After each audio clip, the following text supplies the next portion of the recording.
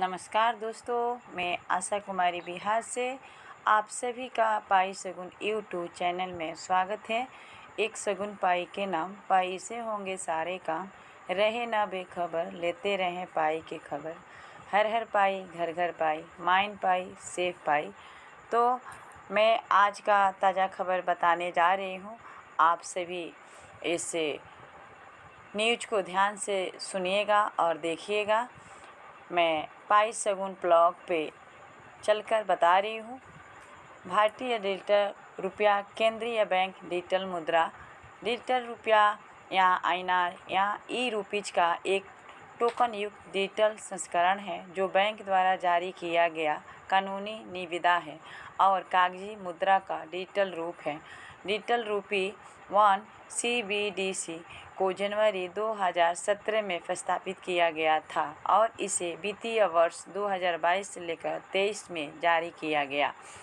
बैंकों नोट की तरह यह सेंट्रल बैंक द्वारा विशिष्ट रूप से पहचाने जाने योग्य और विनियमित होगा। देयता RBI के पास है। योजनाओं में ऑनलाइन और ऑफलाइन पहुंच शामिल है। लंच ज़रूरतों को पूरा करने के लिए होलसेल के लिए डिजिटल रूपी INR और रिटेल के लिए डिजिटल रूपी ER, उपभोक्ता और व्यावसायिक लेन देन के लिए CBDC भौतिक मुद्रा पर आम जनता, व्यवसायों, बैंकों और RBI द्वारा वहन की गई 4,984.80 करोड़ की सुरक्षा मुद्रण लागत को हटा देगा। 2017 में वित्त मंत्रालय में आर्थिक मामलों के विभाग MOF के तहत एक उच्च स्तरीय अंतर मंत्रालयीय समिति IMC का गठन किया गया था। भारत में आभासी मुद्राओं के शासन और उपयोग पर और डिस्ट्रीब्यूटेड लेजर टेक्नोलॉजी DLT का उपयोग करके फिएट करेंसी के डिजिटल रूप की सिफारिश की गई थी। MOF के वित्तीय सेवा विभाग, इलेक्ट्रॉनिक्स और सूचना प्रौद्योगिकी मंत्रालय और भारतीय रिजर्व बैंक RBI को एक विशेष समूह बनाने के लिए आमंत्रित किया गया था जो CBDC के कानूनी और तकनीकी विकास पर ध्यान देगा। क्रिप्टो करेंसी को किसी आधिकारिक मान्यता के बिना RBI ने भविष्य के CBDC विकास पर योजना बनाना शुरू कर दिया। 16 सितंबर 2020 को RBI ने फील्ड टेस्ट डेटा और वित्तीय पारिस्थितिक तंत्र पर लाभ और जोखिमों के साक्ष्य एकत्र करने के लिए सीमा पार भुगतान पर अगली पीढ़ी की तकनीकों का परीक्षण करने के लिए एक नियामक सैंडबॉक्स की घोषणा की। 29 जनवरी 2021 को केंद्र सरकार ने क्रिप्टो करंसी में ट्रेडिंग और निवेश पर प्रतिबंध लगाने के लिए एक बिल का प्रस्ताव रखा, जबकि RBI को CBDC को विकसित करने के लिए कानूनी शक्ति दी गई, जिसे यूनिफाइड पेमेंट्स इंटरफेस UPI को संभालने से प्राप्त अनुभव का उपयोग करके प्रोग्रामेबल डिजिटल रुपया कहा गया। वितरण और सत्यापन उद्देश्य के लिए तत्काल भुगतान सेवा IMPS और रियल टाइम सकल निपटान RTGS। RBI द्वारा जारी मुद्रा और वित्त रिपोर्ट 2021 के अनुसार संप्रभु द्वारा समर्थित CBDC को प्रत्यक्ष हस्ताक्षर द्वारा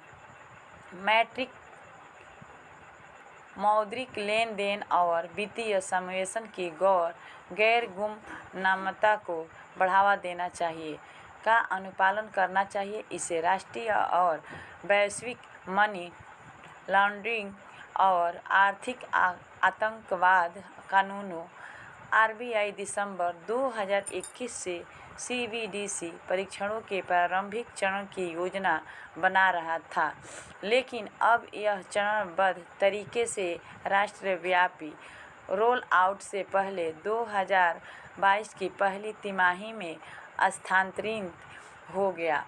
के अनुसार गवर्नर शक्तिकांत दास, RBI अभी भी चर्चा में है कि क्या केंद्रीकृत प्रणाली के साथ जाना है या वितरित खाता प्रौद्योगिकी का उपयोग करना है, जबकि प्रारंभिक अध्ययन जल्द ही आयोजित किया जाएगा। RBI ने कोविड-19 महामारी के दौरान डिजिटल लेन देन में वृद्धि का हवाला देते हुए CBDC के दायरे, कानूनी ढांचे, अंशांकन प्रौद्योगिकी, वितरण और सत्यापन तंत्र पर आंतरिक मूल्यांकन शुरू किया।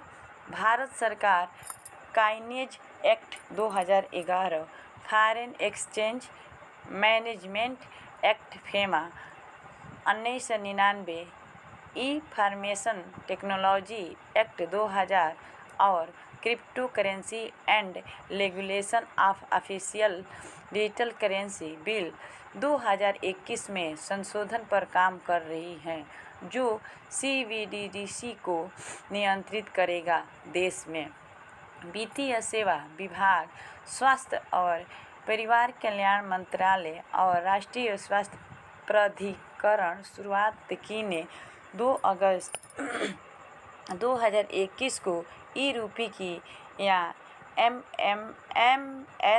SMS स्ट्रिंग पर आधारित है, जो एक प्रीपेड व्यक्ति विशिष्ट उद्देश्य विशिष्ट ई-वाउचर है, जो QR कोड जिसके लिए बैंक खाते की आवश्यकता नहीं है।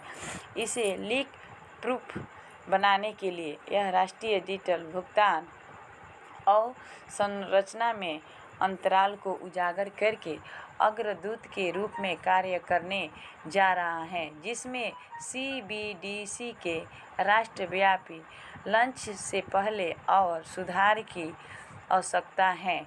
में भारत में 2022 के केंद्रीय बजट वित्त मंत्रालय की निर्मला सीतारमण ने 2023 से डिजिटल रुपये को शुरू करने की घोषणा की।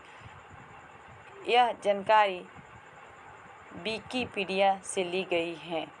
बहुत बहुत धन्यवाद।